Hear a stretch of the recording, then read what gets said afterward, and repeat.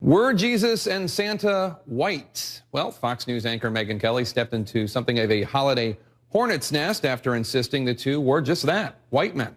Kelly was reacting to a piece in Slate.com by Aisha Harris, who made the case that Santa should not be a white man anymore, writing, "From here on out, Santa Claus should be a penguin." That's right, a penguin. Why, you ask? For one thing, making Santa Claus an animal rather than an old white male could spare millions of non-white kids the insecurity and shame that I remember from childhood, unquote. Here's Kelly's response.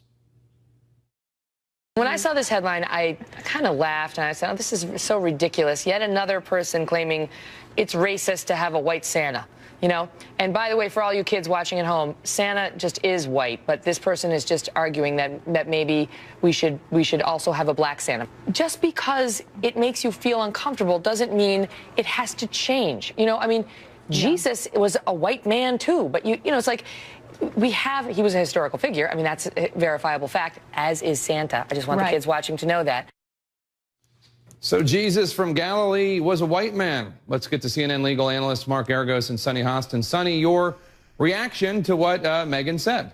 Well, I was really shocked because I've worked with Megyn, and Megyn and I used to do this weekly segment on the O'Reilly Factor called Is It Legal? And she's a lawyer, and we used to debate all the time, and I always found her very prepared and very well researched, and I was surprised at her ignorance because my mother is an educator, and when I grew up, we knew that the history of Santa Claus was that he was from modern-day Turkey, and so, in fact, he was a brown man, and I've always had brown Santas in my home, and anyone that knows anything about the history of Jesus Christ also knows that he was also a brown man. That's a picture of my Santa that is in my kitchen. In fact, when my children see white Santa Clauses at department stores, they call him the fake Santa. And so I'm surprised at Megyn's ignorance on this subject, especially given the platform that she has. I think she should be ashamed of herself. Well, okay, so that's your take. I read, Mark, an interesting interview with a scholar tonight who said, look, Jesus was from Galilee, so it's basically he would probably look like a Jewish Palestinian. But what Christ is all about is that he is every man. So in China, you'll find, if there are Christians who are allowed to practice Christianity there, that Jesus would be Chinese. And in South America, that Jesus would be South American. And that Megyn Kelly's Jesus is white because that's how every single person sees Christ. Do you think that scholar has any sort of point, or do you think Megyn Kelly needs to apologize? No, I think, look, the scholar clearly has a point. There is the whole idea of Jesus and accepting Jesus and getting into this kind of a debate is that you're proselytizing people wherever they may be in the world. She's got the right, obviously, Megyn does, the First Amendment right to express her views politically.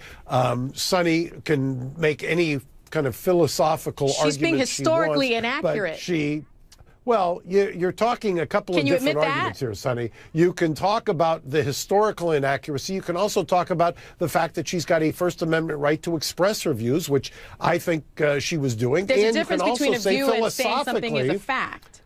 Well, philosophically, she can adopt the scholar's view that wherever you are, it's a symbol, and you're imbuing the symbol with whatever symbolism you want. So what's the matter with that? And I don't understand why we're denigrating her or calling her ignorant or anything else. There's a lot of people who would say the whole argument is nonsensical to begin with. Because it is ignorant to be historically inaccurate when you have that kind of platform. And I think it's a shame when race is such an important topic in our culture, in our world, in our cities, when someone is sort of whitewashing history, and it's something that's happened for so very long in our society. And why can't someone like Megyn Kelly be accurate, be well informed, and give factually and historically accurate information, which is that the history of Jesus is that he was a brown man, and Saint Nick, same thing, a 4th century bishop. Well, no, you're saying, I think what you're saying is that Santa is a Turk. If Santa's a Turk as an Armenian, I take great offense to that, and I'm not going to let my kids